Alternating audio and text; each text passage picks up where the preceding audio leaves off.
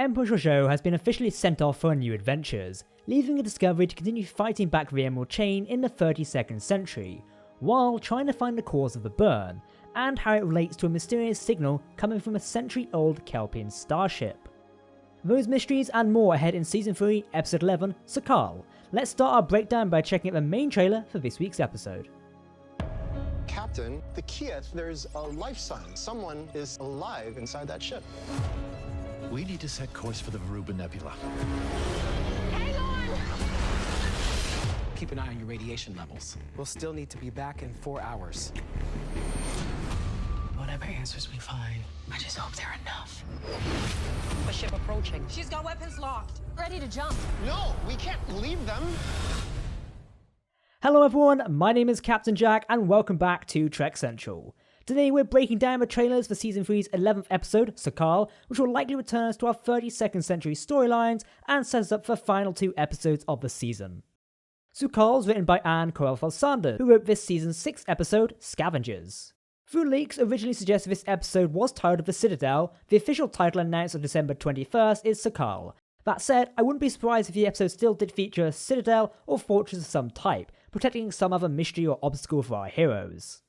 The term Sakal itself seems like it may be an alien word, perhaps Kelpian or the pidgin language used by Zera in Far From Home and Craft in the short trek Calypso. The episode was directed by Norma Bailey, a Canadian director who had directed for a number of investigations and mystery-based TV series, including Project Blue Book starring Star Trek First Contact Lieutenant Hawk Neil McDown. If you're new around here and want to stay up to date with the latest Star Trek developments in news, lore and more, make sure to hit that subscribe button to never miss a video, and follow us on social media to get daily updates on the Trek universe. Jumping straight into this, in the mess hall, in a scene that seems to be continuing on the memorial service on Zhou's departure, Lieutenant Stamets is notified on new information on the Khalif. We learned in Terra Firma Part 1 that a Khalif was a Kelpian research vessel, stranded in the Veruba Nebula before the burn 100 years earlier. Their automated distress signal is contributing to a mysterious melody heard across space. Stamets alerts Captain Saru, showing an analysis of his holopad that there is a life sign coming from inside the ship. It should be noted that the Ready Room sneak peek is also set during memorial service, likely the very first scene of the episode. Saru is quickly convinced to jump to the Veruba Nebula and what appears to remain of a planetoid inside it, likely the final crash site of the Keith.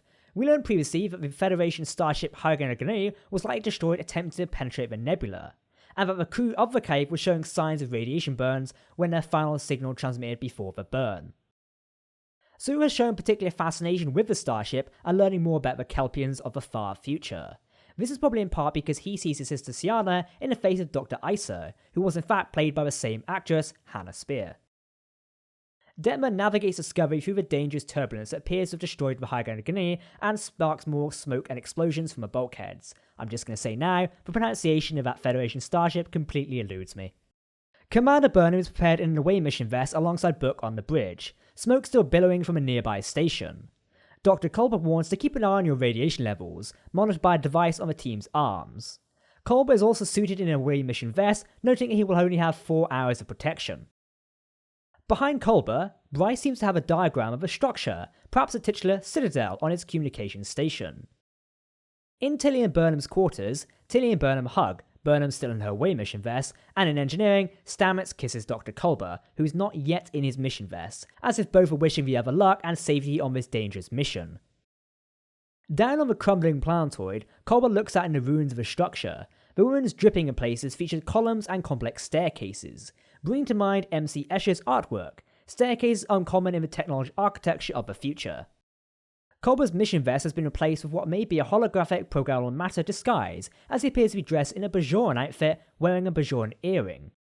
A concerned Burnham looks around in the dark down of a planetoid, also in disguise, here in a civilian outfit with trill spots along her hairline. Another shot of Culber from the front confirms the disguise featuring Bajoran nose ridges and the futuristic material of his clothing. Burnham's voiceover notes, "Whatever answers we find, I just hope they're enough," showing the elaborate structure of the ruins, with bits either falling down into the abyss or up, in some kind of gravitation anomaly, I guess. A dark and mysterious door is chained and locked shut, as whatever on the inside seems to be pounding to escape. Perhaps this structure is the Citadel. Back in space, O announces a ship approaching, with weapons locked. This seems to be Asara's flagship, the Viridian, from the Sanctuary, and that we know Asara actress Janet Kadir will be featured guest on the episode's Ready Room. Bryce, Owen and Detmer prepare Discovery to jump to a safe distance from the bridge while the away team is still on the surface, though Stamets is quick to protest from engineering. Though we don't see Sue on the planet, the official episode description notes that Burnham, Sue and Culber will make a shocking realization about the origin of the burn, so he is likely part of the away team. Given that Culber and Burnham are both disguised as aliens, could this be our first opportunity to see more of Doug Jones's face? A surprise kept from a trailer perhaps? And why might the away team need to hide being human from anyone on the surface?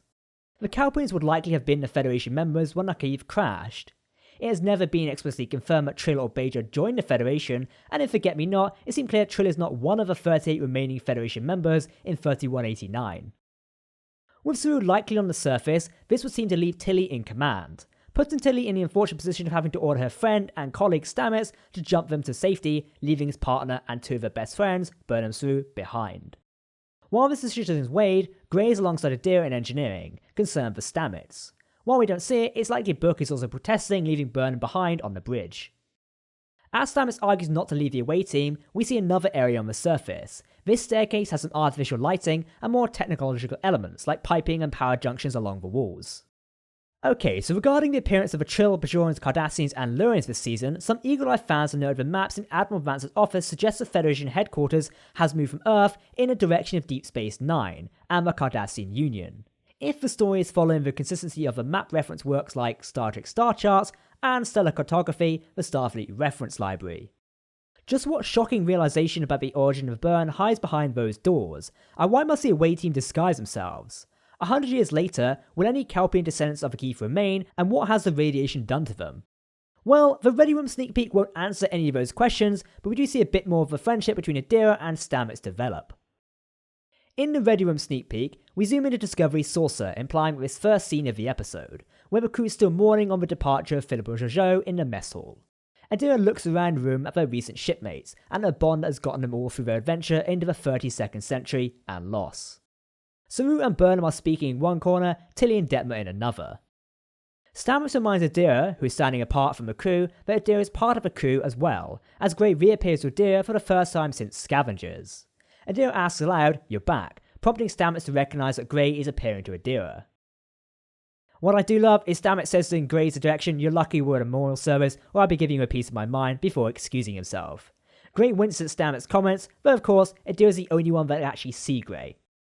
Some additional items that did not make it into the preview footage we can see from the promotional photos that Book and Burnham will bring Grudge to Dr. Pollard, so maybe a B or C plot on Grudge's health or something relating to her. Either way, excited to see more of Grudge. She's a queen after all. Those are our thoughts and speculation on episode 11, so Carl, why do you think the away team will need to disguise themselves and what is behind that mysterious door? Now, do you expect Tilly to go head to head with Asira in a battle, or how would that turn out? The next episode may be called The Good of the People, so expect to see what revelation Discovery will have to share or conceal for the good of the people and the good of the Federation in the 32nd century then. Star Trek Discovery Season 3 airs weekly on Thursdays via CBS All Access and CTV Sci-Fi, then on Fridays via Crave and Netflix international viewers. Tune in every Thursday here for our weekly Discovery review, as well as on Sundays at 9pm GMT for our live show discussing everything from the previous week. If you want to keep up to date on all the latest Star Trek news, lore and more, then make sure to hit that subscribe button to never miss a video from the team here at Trek Central. You can also follow us on social media or join our community Discord server. For now, I've been Captain Jack, thanks for watching, and we'll see you next time. Live long and prosper, my friends.